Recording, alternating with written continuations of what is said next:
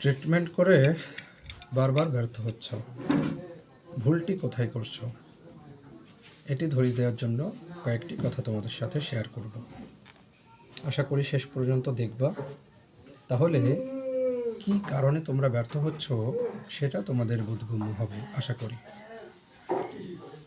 ভুলটি হচ্ছে অ্যাকুইট কেসে রোগী তোমার কাছে যা করতে ইচ্ছা পোষণ করবে সেগুলো করতে না দেওয়া। রোগী অ্যাকুইট কেসে তার যা খেতে ইচ্ছা করবে তাকে খেতে দিতে হবে। তার মনের যা ইচ্ছা করবে সেই ইচ্ছাকে পূরণ করতে দিতে হবে। উদাহরণ যদি দিই, তাহলে একটি পেশেন্টের জ্বরের সময় তার গোসল করতে ইচ্ছা করছে, তাহলে অবশ্যই তাকে গোসল করতে দিতে হবে। একটা পেশেন্ট পেট ব্যথা নিয়ে আমার কাছে আসলো, পেট ব্যথার সময় তার ডিম ভাজি খেতে ইচ্ছা করছে, তাহলে তাকে ডিম ভাজি করে খেতে দিতে হবে। যদি আমরা রোগীর এই স্বাভাবিক যে ইচ্ছা, যে বিষয়, এই বিষয়টি আমরা এড়িয়ে যাই, তাহলে এই রোগীকে সফলভাবে কিন্তু ট্রিটমেন্ট দিয়ে আরোগ্য করা সম্ভব নয়। এ কারণেই অ্যাকুইট কেসে সবসময় রোগী যা চাইবে, রোগীর যা খেতে ইচ্ছা করবে তাকে করতে দিতে হবে।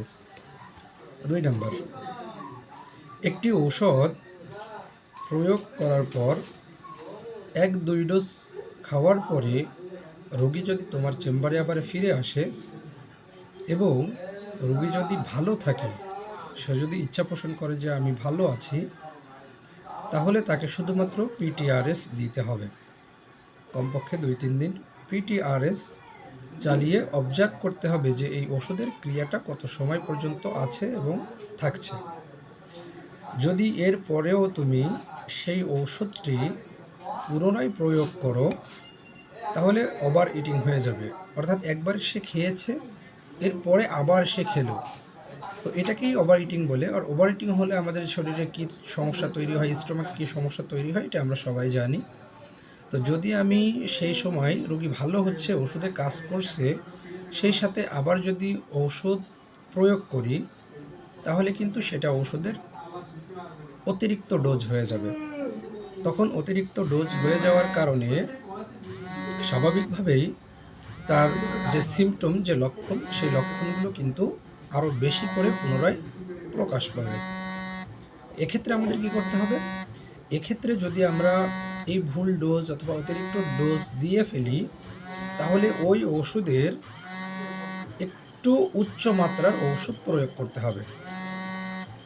তো এই বিষয়গুলো যদি আমরা না জানি, এই বিষয়গুলো যদি আমরা বারবার ব্যর্থ হই, তাহলে কিন্তু আমরা পরিপূর্ণ আরোগ্য বিধান করতে পারবো না। এ কারণেই কিন্তু আমরা বারবার ব্যর্থ হই। এছাড়াও অ্যাকুইট কেসে আমরা সব সময়ের জন্য মধ্যম থেকে উচ্চ পোটেন্সি ব্যবহার করি। এটি কিন্তু আমাদের মনে রাখতে হবে। অ্যাকুইট কেসে যদি আমরা লো পোটেন্সি ব্যবহার করি, কখনোই কিন্তু আরোগ্য করা সম্ভব না।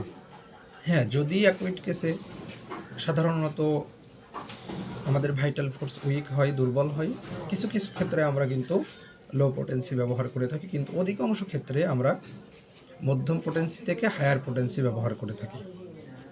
তো এই বিষয়গুলো কিন্তু আমাদের অবশ্যই মাথায় রাখতে হবে।